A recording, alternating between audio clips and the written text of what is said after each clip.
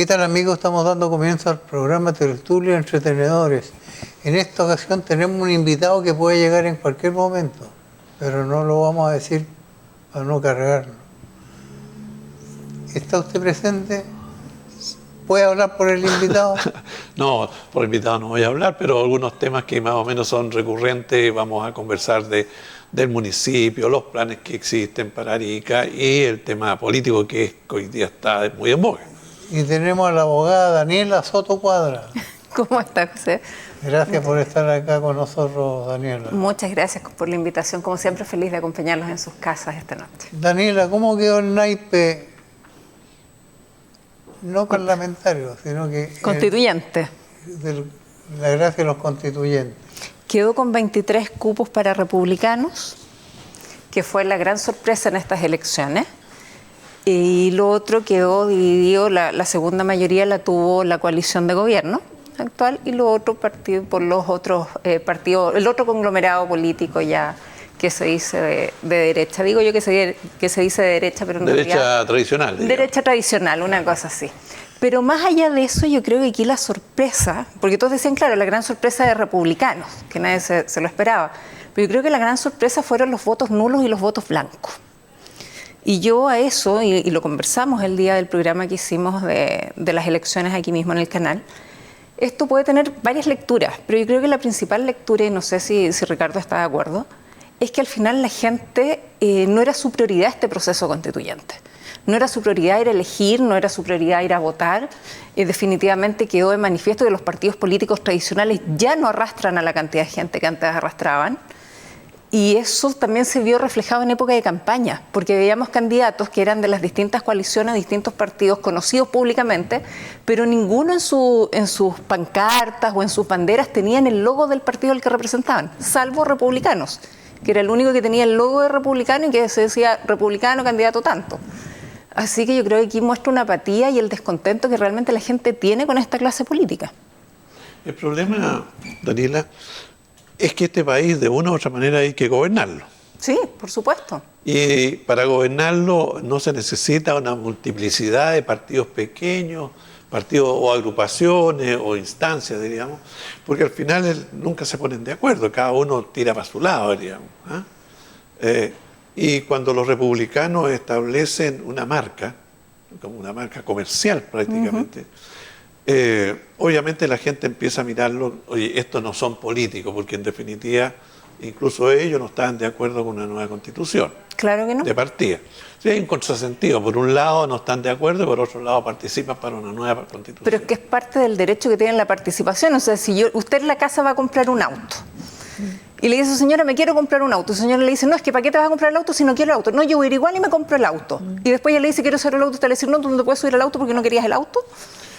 Buena aceleración, pero en definitiva estamos hablando de un partido político o los partidos políticos que tienen ideología, tienen fundamento, algunos están para que el Estado se haga cargo de todas las fuerzas productivas.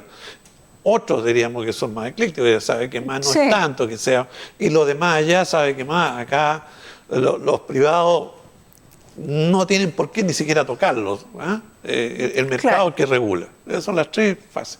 Entonces, lo que yo he visto con los republicanos es que el mensaje que dieron no era vamos a hacer o no hacer una nueva constitución, sino se plantearon en otro escenario, casi un escenario de votación de presidente, votación de diputados, senadores, porque el mensaje que entregaron era para resolver temas que en la constitución poco o nada se hace. Son más que nada en leyes, digamos, ya sea de iniciación del Ejecutivo o de los mismos. Y que son los temas que planteaba la gente en sus demandas de octubre. Claro, en definitiva, ¿por qué estoy votando? ¿Estoy votando para que se haga una nueva constitución o estoy votando para que se resuelvan los temas que me agobian? ¿Por quién voté? Entonces, cuando a mí me dicen, no, si acá ganó la derecha, no. Acá quien ganó, yo diríamos quien perdió han sido los partidos políticos tradicionales. De todas maneras. Que no han logrado, ¿no es cierto?, captar la simpatía del electorado. Y hay otro tema además, que hasta hace muy poco, el 50% de la gente le da lo mismo. nunca ir a votar. Se queda en la casa, hacía asados, qué sé yo. De tal manera que ese 50% no era capturable por nadie. Y parte de ese 50, de entre 48 al 50%, 52%, fue el que votó nulo y blanco. Y blanco, claro. Y eso recalca lo que estábamos diciendo de este desencanto que tiene la gente con la clase política. O sea, yo sigo insistiendo que el famoso estallido social fue por un descontento de la gente con la clase política en general, porque quería solucionar sus problemas reales, pensiones, educación, salud, ese tipo de cosas, y nunca demandaron una nueva constitución. Y los partidos, tal como lo hemos conversado muchas veces, Ricardo, como son ellos mismos, los políticos, los que están en el poder, los que se regulan el sueldo, que ya lo hemos dicho, los que solucionan sus temas, no les interesa. ¿Y cómo se podían mantener en el poder? Nosotros digamos a la gente qué es lo que realmente necesitan, porque si ellos realmente se hubiesen preocupado de la gente, en vez de establecer, hagamos una nueva constitución, tal vez habrían dicho, ¿saben qué? Aquí los problemas reales es la pensión. Entonces veamos cómo podemos mejorar realmente esto. Con voluntad política era cosa que derogaran, y de hecho recién ahora lo está planteando la Pamela Giles, siendo que nosotros aquí en el canal lo planteamos años atrás, cuando fue el estallido, deroguemos todas las modificaciones al decreto ley 3500. Con una sola derogación, ni siquiera de todas las reformas que tuvo, sino que solamente deroguemos la reforma que hizo Ricardo Lagos respecto de pasar las pérdidas al cotizante. Con eso ya las pensiones suben en más de un 50%. Y eso está comprobado y con cifras. ¿Y dónde está la voluntad política para eso? No está. ¿Qué va a pasar si las ISAPRES dicen que no tienen plata para devolver? Ahí estamos en un tema grave y es el tema en boga. Vamos a ver primero si se aprueba o no se aprueba el proyecto del gobierno, esta ley corta de las ISAPRES para que puedan realizar este pago de los cobros excesivos, pero ya las ISAPRES se pusieron el parche antes de la herida diciendo que si se aprueba esta ley de gobierno definitivamente van a quebrar totalmente, incluso van a cerrar los centros de salud privados, afectando directamente a las regiones. Y nosotros seríamos una de las principales afectadas. Por esa misma razón, ¿cómo la gente va a estar con los políticos? Justamente. Porque llegan y actúan y no creen en la democracia. Porque si le preguntaran a la gente diría, ¿qué es lo que pretende la ISAPRE con cerrar los servicios de salud privados y no devolver las plata? Es grave, ¿eh? Gravísimo. Es gravísimo. Hay un fallo de la Suprema que dice que tienen que pagar, que existieron estos cobros excesivos. Ahora es cómo se va a realizar este pago. ¿Les quieren dar facilidades? ¿No les quieren dar facilidades? Están con esta ley corta del gobierno para ver cómo enfrentar este pago sin que lleguen a este extremo. Pero también recordemos que las ISAPRES están formadas por directorios. Y si uno se va a analizar quiénes forman parte de estos directorios, nos damos cuenta que hay una cantidad de familiares y amigos de los mismos políticos que están en el Congreso en este momento. Entonces, ¿los intereses de quién son los que se están resguardando? Pues los intereses son cruzados acá. Lo que pasa es que nuestra democracia nunca pensó, diríamos, que iba a iba a construir o formar un monstruo que se empieza a consumir, se empieza a fagocitar, diríamos, a crear una élite. Una élite dentro del Estado que lo único que hace es mantener el poder por el poder. Claro. Porque ¿quiénes hacen las leyes? Ellos. ¿Quiénes les da el sueldo? Ellos. ¿Quiénes en un momento determinado, ¿no es cierto?, si hay acusaciones? Ellos. Entonces, hoy día por ti, mañana por mí. Por lo tanto, jugamos a 0 por 0. Y todas las garantías y regalías que tienen, y que son comparables, digamos, con otros personajes de otros países, la verdad es que son realmente, yo diríamos, es una, no sé cómo señalarlo, pero es una bofetada a la propia democracia. Claro. ¿Y cómo podemos cambiar? No quieren cambiar. Los partidos políticos siguen nominando, ¿no es cierto?, a dedo a personas que son de su exclusiva confianza para que sean candidatos a. Entonces tenemos candidatos a diputados, perdón, a Ceremi, tenemos candidatos a constituyentes, lo que tuvimos, a diputados, a alcaldes, claro, a concejales. Y es una élite que entre ellos. Entonces, mi tema es el siguiente, que hay cada día, como te digo, blancos y nulos. Pero ¿qué pasa cuando la gente empiece a nombrar que se vayan todos? Porque este país tiene que ser gobernado por alguien. Y si los políticos hoy día no dan el ancho, ¿quién reemplazaría? Los jóvenes, que no tienen mucho conocimiento de de lo que es el manejo del Estado, del gobierno? ¿Quién? O sea, o una de dos, o la gente sale a protestar por protestar y se acaba el tema. La gente, por ejemplo, de los pobres viejos, yo siempre le digo viejos y no tercera edad, porque en realidad el Estado ni siquiera le ha dado una ayuda preferencial. Nada. Lo normal nomás. ¿Ustedes no creen que vamos camino a un nuevo estallido social? Todo depende de lo que va a pasar en diciembre con la votación de la nueva constitución que tiene ¿Y que qué pasa si se rechaza nuevamente? Yo creo que las fuerzas de izquierda van a hacer un tremendo... No van a quedar contentos. No, nadie va a quedar contento. Además, diríamos que si uno escucha lo que ha dicho la mayoría de derecha, es que se mantenga prácticamente todo como está ahora y que estamos bastante bien. Y no se han dado cuenta que el mundo cambió, la sociedad cambió y hoy día son más importantes a lo mejor el cuidado del medio ambiente, por ejemplo, que es global.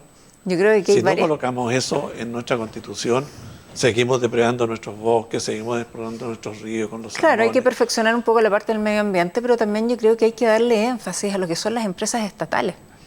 Correcto. Yo creo que eso es lo principal, porque si nos damos cuenta, todas las empresas estatales, la mayoría ya están llegando a productividad demasiado baja de lo que podría ser.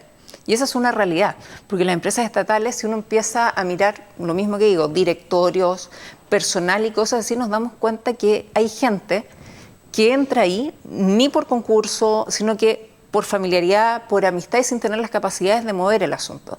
Entonces, lo primero es ver cómo están constituidas estas empresas estatales. Segundo, los sueldos reales que se pagan en esas empresas estatales son sueldos estratosféricos. Si uno ve, por ejemplo, en el directorio del Banco Estado, son sueldos millonarios, más de 20 millones de pesos mensuales a una sola persona.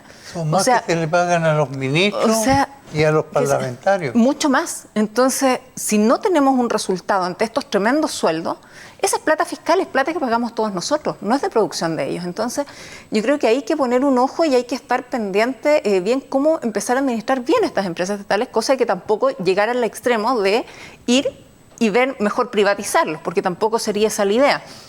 Ya, pero ante eso empezar a ver cómo funciona. Pero siempre está, oye, esta empresa estatal da pérdida, ¿por qué no la privatizamos? Es que por eso hay que ver cómo podemos lograr que la empresa estatal sea eficiente. Yo creo que aquí tenemos que partir por la base, que la base es mala en cuanto a nuestra ley electoral. Siempre lo he dicho.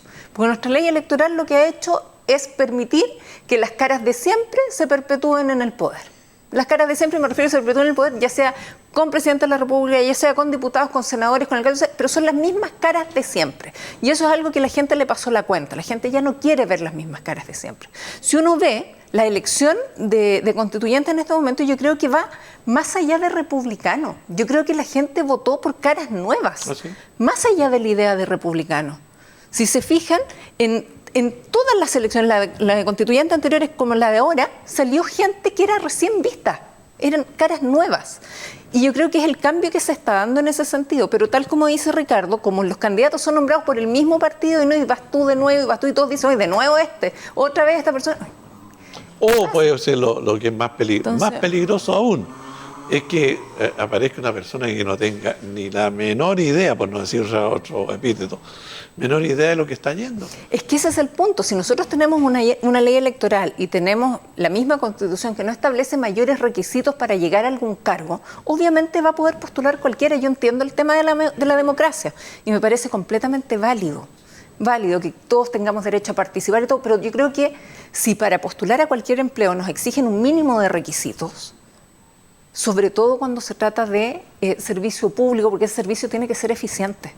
Y no se puede dar el lujo de cometer errores garrafales que le trae consecuencias a la gente. Lo que pasa es que mucha gente dice que si le ponen muchos requisitos, gran parte del pueblo no va a poder acceder a algunos puestos.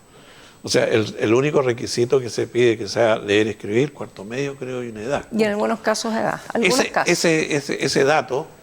Ese dato estaba establecido cuando el 50% de la chilenos... Bienvenido, doctor Urrutia. Bienvenido. Adelante. No es excusa. No, por haber llegado atrasado. Hola, Daniela. Hola, no, doctor, ¿cómo está? siempre es oportuno. Me gustó verlo. Más vale llegar a no llegar. ¿Cómo está? Directo, Ricardo. Gracias. ¿Cómo está, doctor? Tenemos visita. Muy bien, mi querido amigo. Realmente, como diríamos, en equilibrio con el trabajo y la vida. Ya. Tuvo una buena votación, doctor, lo felicito. Oye, sí, quedé contento porque fueron muchos los que votaron y además el resultado me gustó. Porque se eligió un hombre y una mujer. Sí. Bueno, nosotros estábamos acá con dos expertos analizando la debacle que quedó con la votación De los de los republicanos. Claro, claro. Porque fue un tsunami, fue un terremoto, una debacle. ¿Cómo lo cataloga usted? Esencialmente, bueno, una sorpresa, yo diría la palabra, pero una sorpresa esperable. Yo diría que no solo yo, sino muchos sospechábamos que los republicanos iban a dar una sorpresa, pero no tan grande. Yo diría que un remesón es como la palabra adecuada.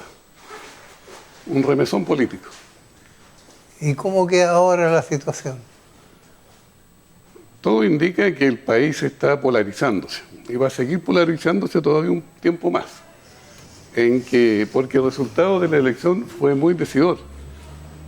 Un polo, el polo del Partido Comunista con el Frente Amplio, sacaron alrededor de un 20% o 21%. Y el polo republicano, un 35%. Y los demás, que son más bien de centro, incluido Chile Vamos, la antigua derecha, sacaron bastante menos. Y nosotros, el socialismo democrático, menos todavía. Entonces, eso indica que el país se está polarizando. Los dos extremos están captando los votos. Y ese es el escenario lógico, digamos. Y va a seguir así si los republicanos y la derecha no logran hacer una constitución moderada. Porque si no la hacen moderada, la polarización va a seguir y vamos a llegar a diciembre con un plebiscito de salida, con un grupo gritando rechazo y otro grupo gritando apruebo. Y ahí cualquier cosa puede pasar. Pero lo que no va a pasar es que haya una concordia o un avanzar hacia el futuro tranquilo, que es lo que todos queremos cuando queríamos hacer una nueva constitución. Sí. Por segunda vez, la gente castigó a los políticos. Sí, o sea, yo creo que por tercera o Porque cuarta. no votaron por los republicanos por su capacidad, votaron porque están hastiados de los mismos políticos. Sí. ¿Usted lo ve así? Yo lo veo así, era lo que decían hace un momento. O sea, si bien mucha gente votó por republicanos, también yo creo que mucha gente votó por caras nuevas, por propuestas nuevas, por cosas nuevas. O incluso muchos votaron porque en realidad ya saben que hasta cuándo más tenemos, si yo no quería este proceso, si yo no quería esto, en realidad me importa un pucho lo que pase y hay que ir porque es obligatorio ya. ¿Por qué me marco? También mucha gente lo hizo así y por eso también la cantidad de nulos y la cantidad de blancos. Sí. Sí, yo creo que aquí hay un desgaste hacia la clase política. La gente está apática con la clase política en general, porque ve que pese a la cantidad de elecciones, pese a la cantidad de votaciones, pese a la cantidad de anuncios que se hacen a nivel gubernamental, todavía no hay solución real a los problemas que los llevaron al 18 de octubre. Estábamos conversando también de la salud. ¿Qué pasa con las ISAPRES? Si las ISAPRES no tienen plata para devolver, quiebran. Y se termina el servicio médico de salud privado.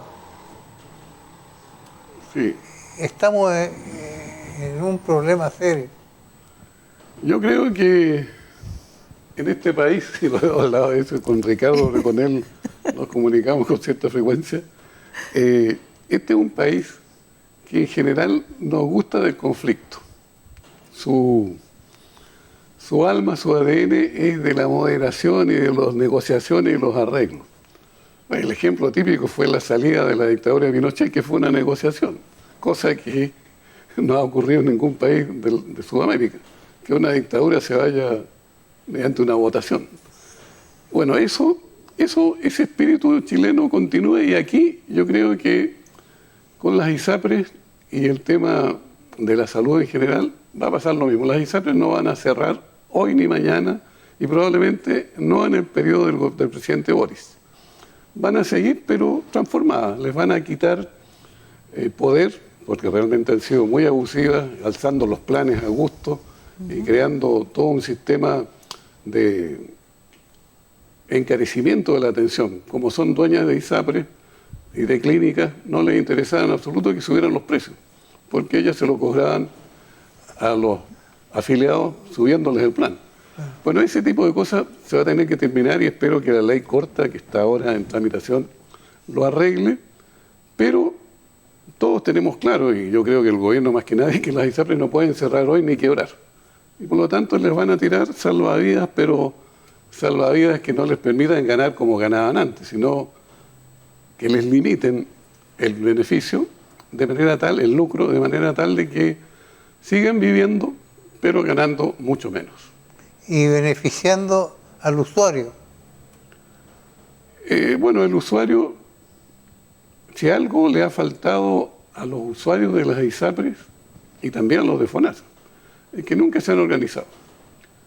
Si los 3 millones de usuarios de las ISAPRES se organizaran y tuvieran una directiva, hombre, tendrían un poder gigantesco y habrían podido controlar estas alzas exageradas de las ISAPRES. Pero como no están organizados, las ISAPRES se aprovechan. Pero ahora esta ley corta trae mecanismos de control de las ganancias de las ISAPRES. El principal es que no van a poder repartir dividendos. Eso ya es un gran avance. Si uno no puede repartir dividendos, ya no tiene mucho estímulo para querer sacarle más plata a los usuarios. De manera tal de que yo creo que, como le decía al principio con Ricardo, somos un país de las medias tintas. No nos gustan las soluciones radicales. Y las votaciones lo están diciendo, que las soluciones radicales que traía el gobierno de Boris han sido rechazadas 2 veces.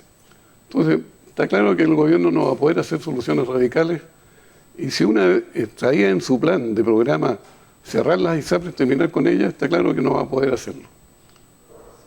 Ricardo.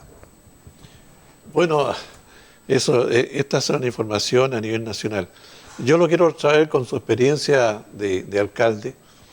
¿Cómo vemos nosotros estos años que quedan al actual gobierno del alcalde? Sin decir si es bueno o malo, sino qué mirada tiene, qué mirada transformadora para esta ciudad que requiere y siempre ha requerido. Para la ciudad, la región de Arica y Parinacota. Y Parinacota. Yo creo que pensando solo en Arica y Parinacota y todas las regiones, yo creo que va a haber una mejoría en la Constitución, aunque la hagan, la redacten al final los republicanos y Chile Vamos, van a traer normas de descentralización. Y eso va a favorecer a Arica como zona extrema.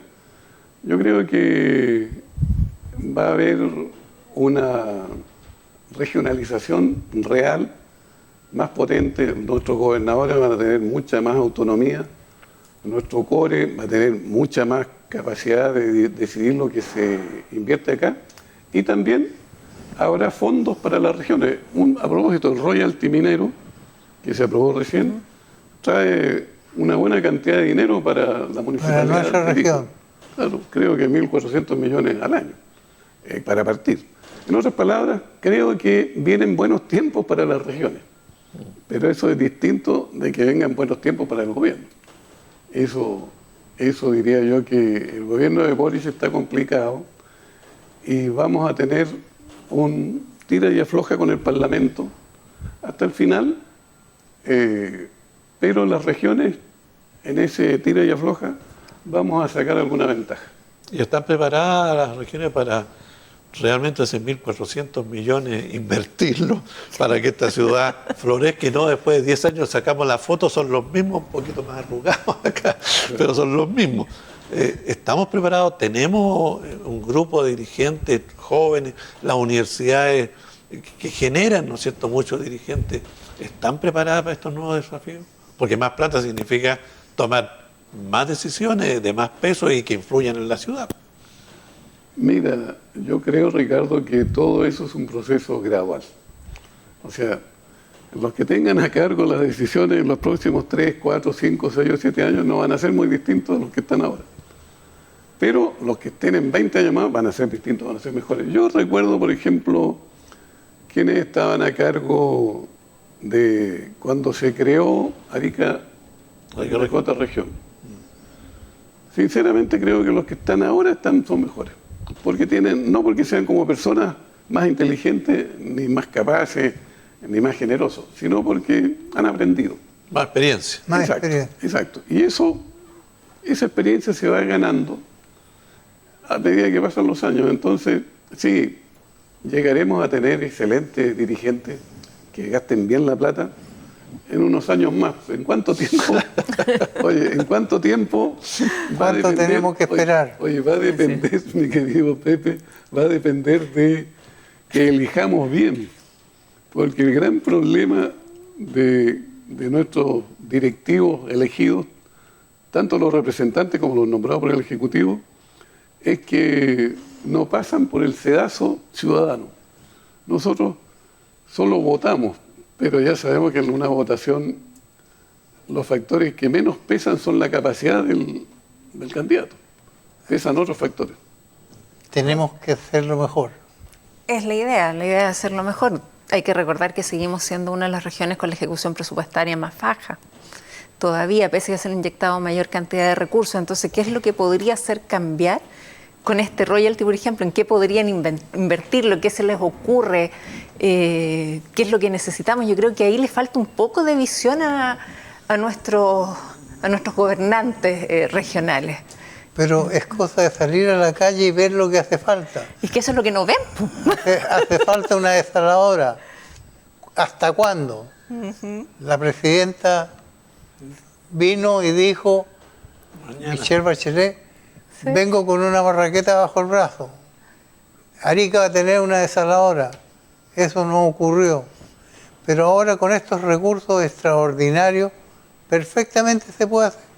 Pero ¿sabes lo que está pasando? Lo que ha pasado es que Juanito Pérez, ¿no es cierto?, ha elegido core, o ha sido concejal. Y Juanito Pérez, perdone que no voy a hacer ninguna similitud de los que hoy día existen, pero Juanito Pérez era un taxista, ¿no es cierto?, que se dedicaba, ¿no es cierto?, a trasladar gente de allá para allá. Y además la noticia la escuchaba en la radio, punto. Entonces, Juanito Pérez queda ahí, se sienta y dice, diablo, tengo que ponerme con 44.000 millones de pesos, que es el presupuesto. ¿Qué voy a hacer? Y acá viene, yo creo que el papel que debería jugar para evitar aquello, las universidades. Yo creo que las universidades debieran hacer cursos, no digo gratuito, pero por ahí va la cosa, a toda la dirigencia para decir, ¿sabe qué más? Esta sociedad cambió, y cambió por esto. Segundo, los presupuestos son estos. Se pueden gastar esto. Vale decir que mi amigo Juanito Pérez, dice, entonces yo voy a tener que hacer esto otro. Pero si lo dejamos a la libre voluntad de que solamente sea conversable y vamos viendo y nos caemos, como el doctor dice, dentro de 20 años más, vamos a tener. Nuestros hijos ya también van a estar y nosotros no vamos a estar, no vamos a disfrutar de ese cambio. Yo creo que el cambio debe ir, además, adicionalmente, debe ir que vayan a cursos especializados de la universidad, que hoy ya tenemos grandes institutos, de 3 universidades, como para que los dirigentes realmente tengan el conocimiento, porque no podemos exigirle que los tengan cuando ven al candidato. Vamos a hacer un pequeño alto y retornamos de inmediato.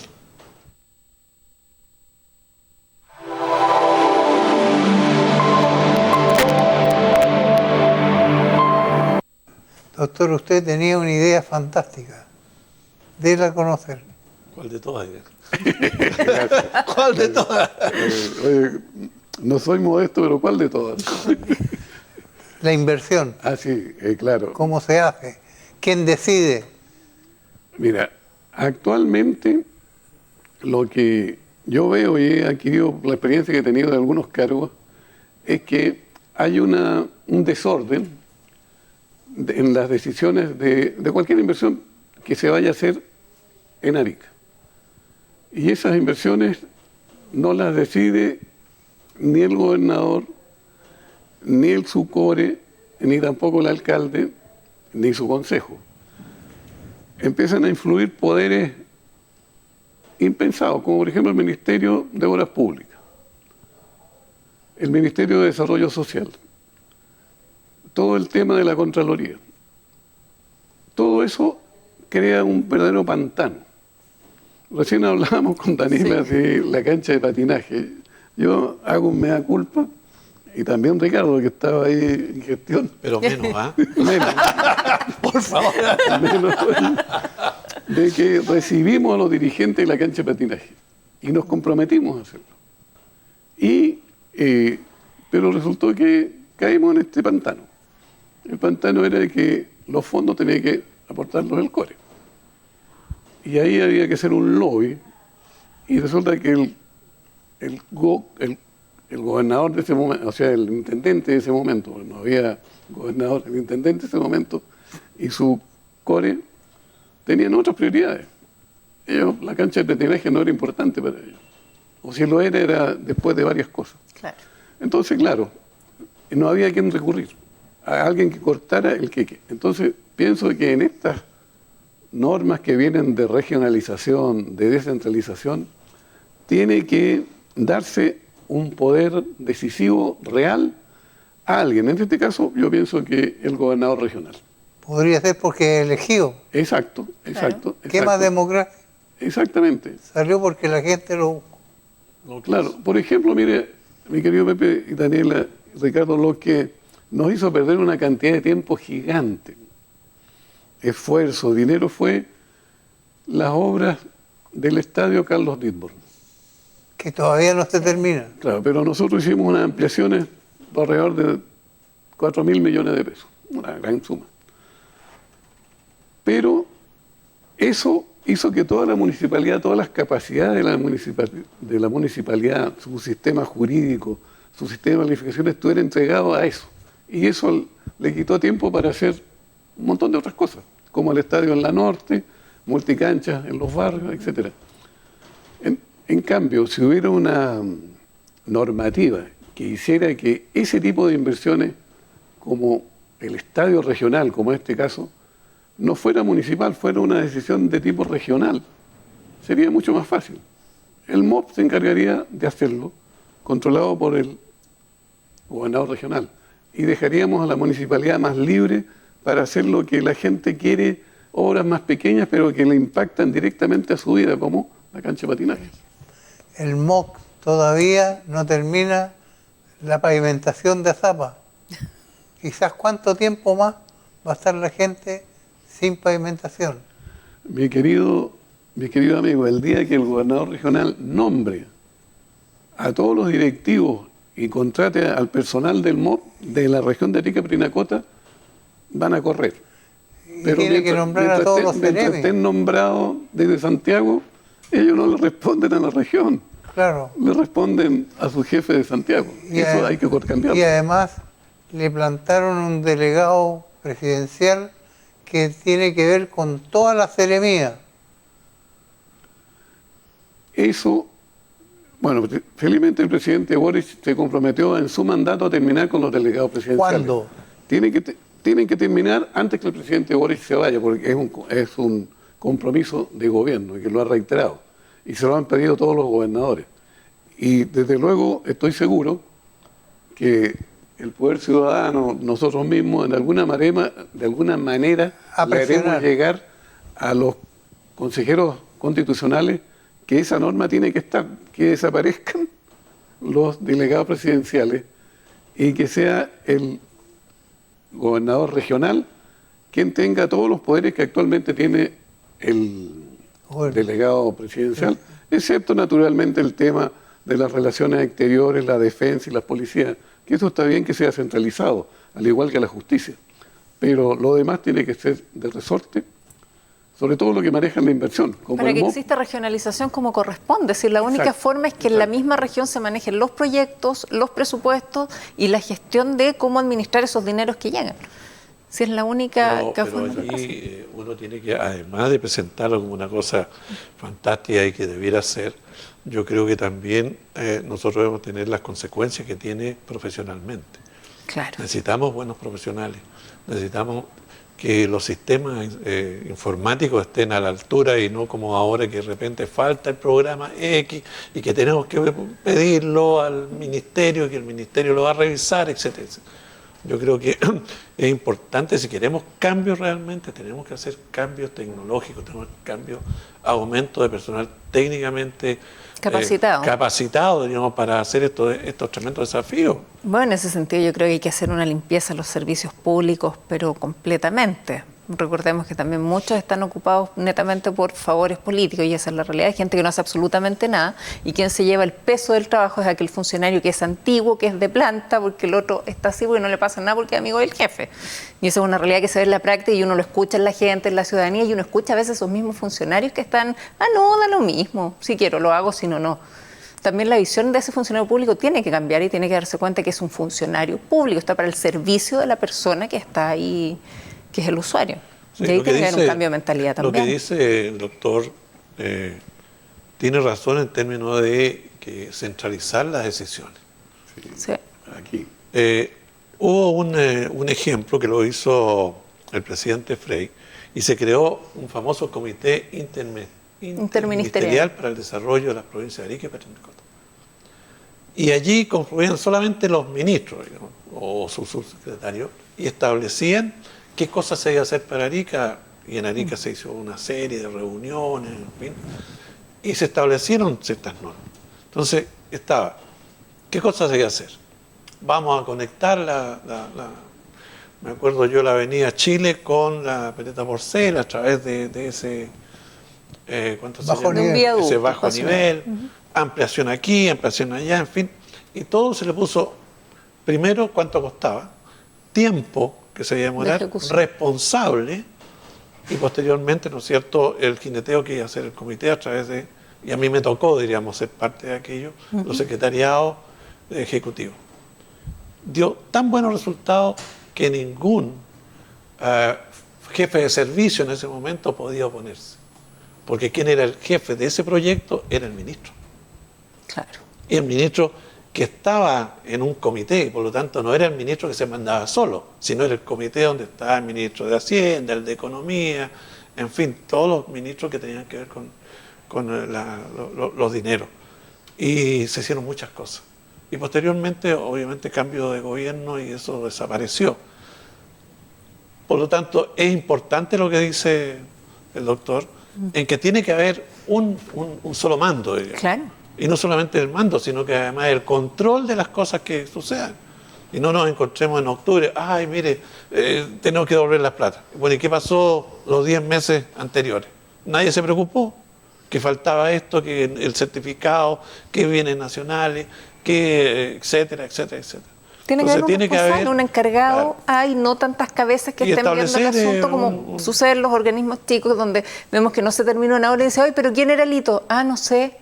¿Y por qué no cobró la boleta de garantía? No sé. Porque eso es lo que pasa, lamentablemente, y es lo que ha ido perjudicando a nuestra región. Oye, y yo creo que a muchas regiones pequeñas. Exacto. Fíjate, quería mencionarle, mi hija tiene unos perritos muy simpáticos, entonces a veces la acompaño a pasearlos. Y hace 4 días fuimos a visitar el campus Aucache de la Universidad de Tarapacá. Entonces, mientras estábamos conversando esto, me doy cuenta que la Universidad de Tarapacá es un muy buen ejemplo de toma de decisiones centralizada, con una sola cabeza.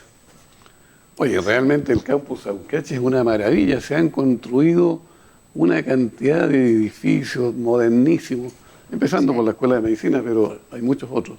La biblioteca. Y claro, exacto. Y claro, ahí, si ustedes se fijan, hay una sola cabeza. El rector. El rector y su equipo, pero el rector es quien decide, en el fondo, aconsejado, por supuesto, con sus asesores. Y el consejo académico lo ayuda. Pero, en este caso sería el gobernador regional. Exacto, claro. Exacto. Fíjate que ahí vi algo que me asombró, que, oye, imposible que eso lo haga el gobernador hoy día y el alcalde, nadie podría decirlo. un enorme edificio en construcción, presupuesto 11.500 millones de pesos. 11.500 millones de pesos, una cantidad gigante. Financiamiento, la Universidad de Tarapacá. Claro. Oye, y esa decisión, ¿quién la tomó? El rector con su equipo. Si pretendiera, por ejemplo, el gobernador gastar esa plata en algo, tendría que pedirle permiso a 1.000 personas, y entre ellos al Ministerio de Desarrollo Social y al MOP y a medio mundo. Y la Contraloría, por supuesto. Medio ambiente. Oye, entonces, mientras no tengamos para el sistema público, la universidad es pública, pero tiene un sistema de administración casi privado. Sí. Una cabeza, decisiones. Eso nos falta y ojalá tenemos que pedirlo para que en la nueva Constitución venga algo parecido, para que no pase esto que realmente es dramático y nos hemos quejado mucho tiempo de la demora gigante de los proyectos de inversión, oye, en Arica, se demoran décadas. Doctor, usted es optimista. Sí. ¿Cree que va a haber una nueva constitución? Sí. Como le decía, mi querido amigo y amiga, Chile es un país profundamente moderado.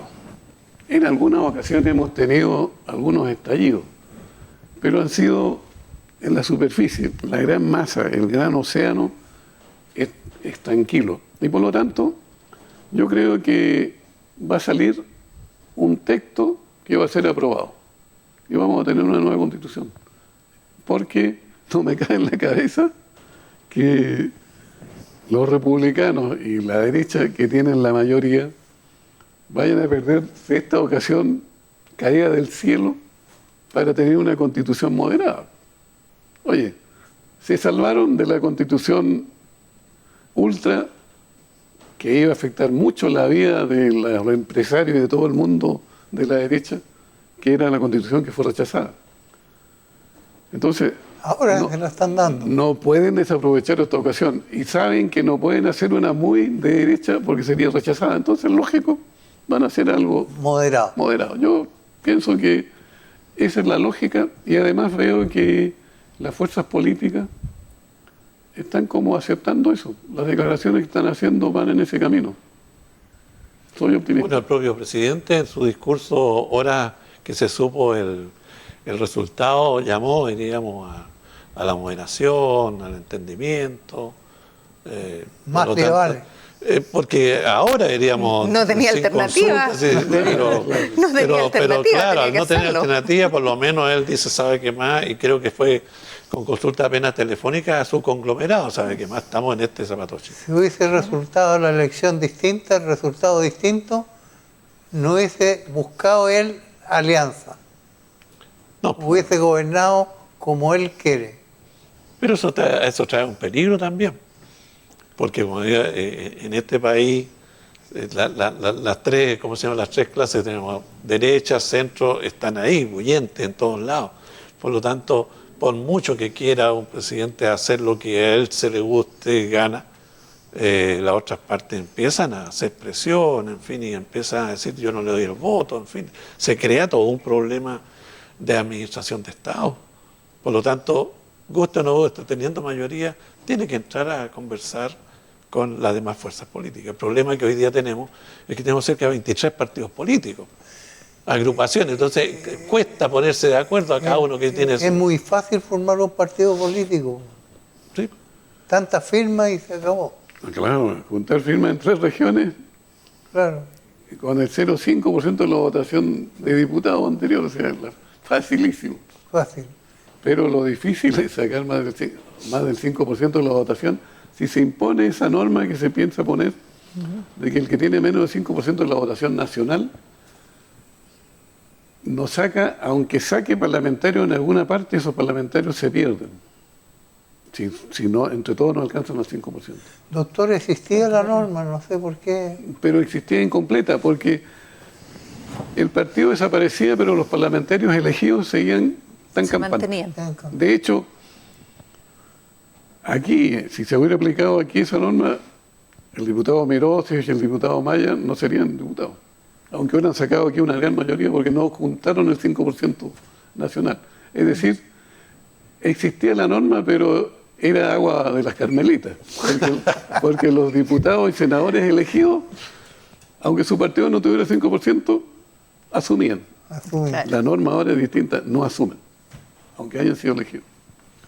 Doctor, desde que yo era joven, hace muchos años, que se viene criticando el problema cómo se vende el cobre chileno. Porque usted dijo, a ver, royalty va a darle una facilidad a la región. Un aporte, claro. Pero ¿hasta cuándo nosotros vamos a estar vendiendo cobre en bruto y no elaborado? Se lo mandamos a los chinos nos mandan elaborado todo. Lo vendemos para que otros ganen. El litio, el oro, la plata que está en ese cobre que se vende, queda para el comprador. Sí.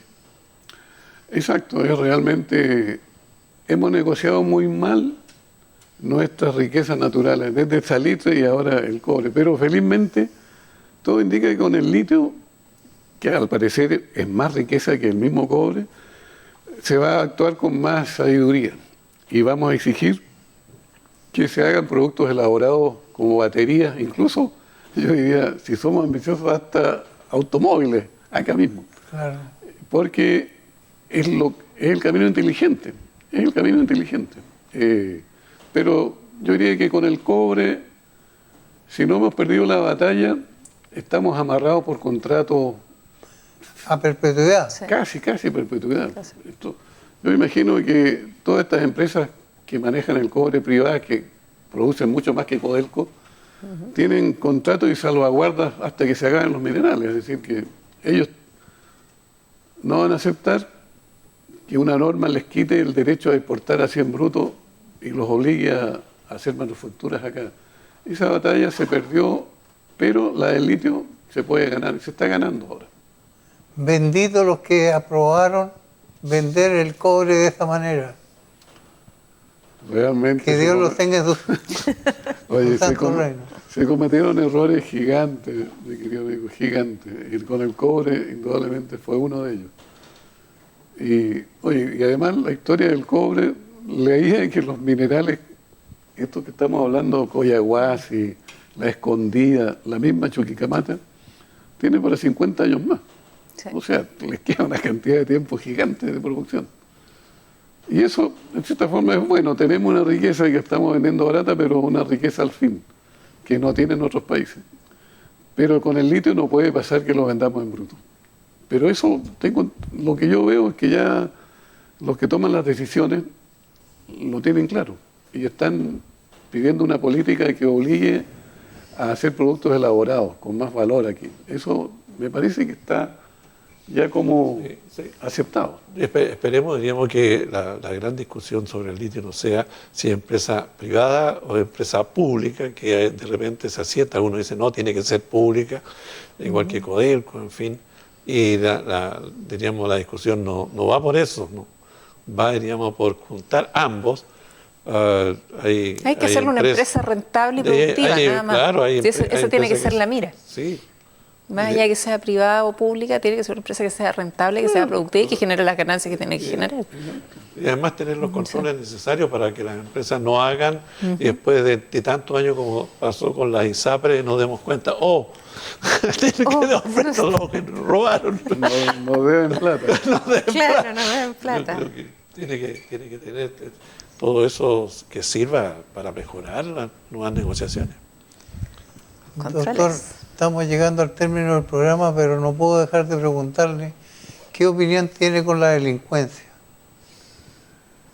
La delincuencia, bueno, desde luego, abominamos de ella, es una lacra y hay que combatirla con toda la fuerza que se tenga, tanto del Estado como del mundo privado. Aumentó mucho en Chile en los últimos años. No es una culpa de Boris, tampoco de Piñera, es una culpa compartida por toda la sociedad. Pero lo que, por así decirlo, produjo una curva creciente masiva fue la inmigración masiva. Yo creo que ese punto es el que tiene que atacar el gobierno actual y la sociedad actual, de manejar el fenómeno inmigrante de una manera decidida e inteligente. Expulsar a todos los delincuentes, a todos aquellos que tengan inmigrantes, delincuentes o que tengan antecedentes de delitos.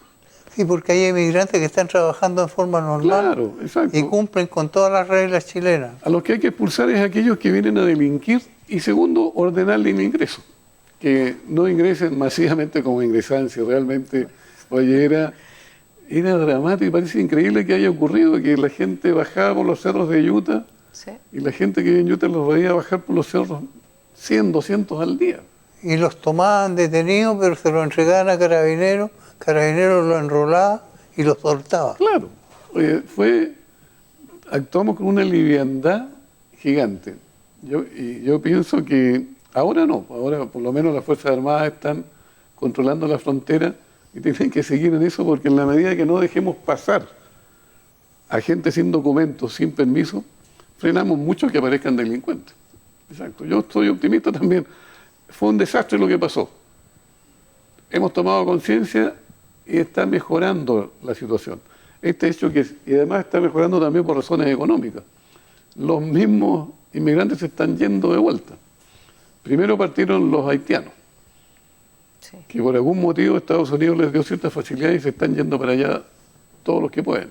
Y ahora nuestros amigos venezolanos también se están yendo porque Venezuela mejoró económicamente y sus parientes le dicen que la cosa Cambió. cambió y se están volviendo a su país.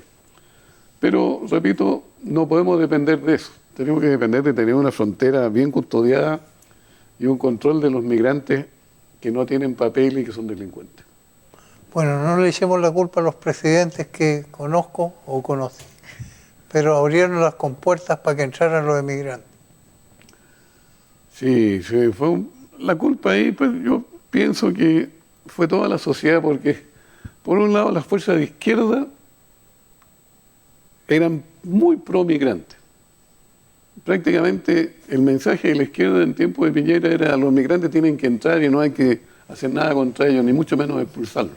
Y se crearon normas, incluso judiciales, que eran intocables. Vimos muchas cortes de apelaciones aceptando recursos de protección de expulsiones de inmigrantes con antecedentes delictuales. No, se les exigía que hubiera todo un proceso hasta llegar a la Suprema, que eran 3, 4 años por lo menos. Entonces,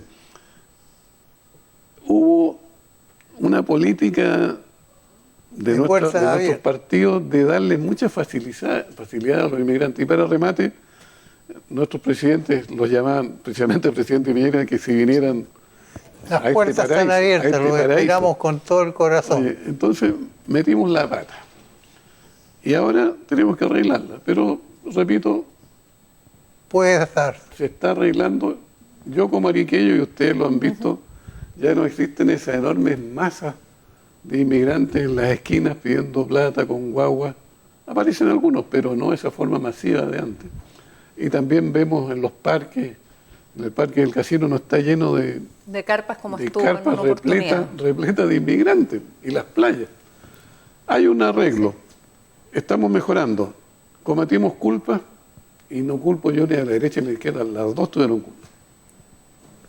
Minuto final, don Ricardo. ¿Qué pasó el tiempo ya? Bueno, agradecer al doctor Urrutia de su presencia. Faltaron muchos temas, doctor, todo el tema del municipal. Invitémoslo de nuevo. Bueno, ahí usted, director, lo invita para que encantado. Y prometo llegar a tiempo. Ya tiene culpa. Ya. Claro. Y bueno, yo creo que ha sido bastante interesante sus opiniones con respecto a estas conversaciones que tenemos que tener para llegar a buenos acuerdos. Sí, esta es una tertulia, para eso está. Exacto. Su minuto final y gracias por venir. No, usted sabe que yo vengo cuando usted me diga, yo feliz de acompañarlos. Minuto final, bueno, como siempre, si queremos tener buenos resultados, tenemos que saber elegir. Eso es lo primero. Estar pendiente de quiénes van a ser los candidatos, qué es lo que están ofreciendo. Ahora con esta nueva constitución, más allá que haya salido mayoría republicana, que esté dividida, lo que sea, léala, instrúyase, vea si realmente es lo que le conviene al país y ahí recién decidir si va a aprobar o va a rechazar. Yo creo que eso es lo principal. Y tener en cuenta que la Constitución en este momento no es como el proceso anterior, sino que quien la está redactando en su base es este comité de expertos que se la va a presentar a los constituyentes y después pasa por el comité de admisibilidad. Y es todo un proceso ahí que después va a quedar al análisis nuestro. Así que no nos queda más que poner el interés que corresponde si es que realmente después queremos reclamar con argumentos lo que no nos gusta. Pero los expertos, Daniela, Claro. los expertos, Daniela, lo pusieron Los políticos. partidos. Los partidos, así es. Pero tiene- Así Lo que mismo que el comité de no sé si admisibilidad. va a ser muy bueno lo que van pero esperamos que los 50 elegidos frenen lo malo. Lo que sí, yo estoy absolutamente seguro que no van a haber disfraces. Eso Nadie es se va a lo disfrazar principal. No vamos a tener de Pikachu, condorito, ni dinosaurio, nada. A lo Sí. menos. ¿Ya? Doctor, un minuto final para que usted se dirija a la masa que nos ve. Gracias, mi querido Pepe. Mira, yo pienso que, como hubo una elección recién y Daniel ha dicho algo muy cierto, no podemos quejarnos de los gobiernos ni de los representantes si nos elegimos nosotros mismos. Yo pienso que por un momento, ese día que vamos a la elección, somos como el entrenador de una selección. Si elegimos a los jugadores porque nos caen bien, o porque dicen que son buenos, o porque dicen que van a hacer maravillas, no va a ser lo mismo si los elegimos por su historia en otros equipos, cuántos goles han cometido, cómo juegan, en qué estado físico están. Yo creo que esa es la gran enseñanza que tenemos que tener los votantes. Elegir bien, elegir en base a los méritos reales de los votantes, o sea, de los candidatos. Porque después no podemos quejarnos de tener jugadores que no hacen goles o arqueros que se farrean y les pasan una docena de goles. No, no. Nosotros los elegimos, tenemos que apechugar. Y una vez elegido, apoyarlos. Tenemos que tener un buen entrenador. Y el entrenador es el pueblo. Yo me ofrezco. Gracias, doctor, por haber estado con nosotros. Don Ricardo, Daniela, gracias una vez más. Con ustedes, amables televidentes, nos reunimos en su casa una vez más. Muchas gracias.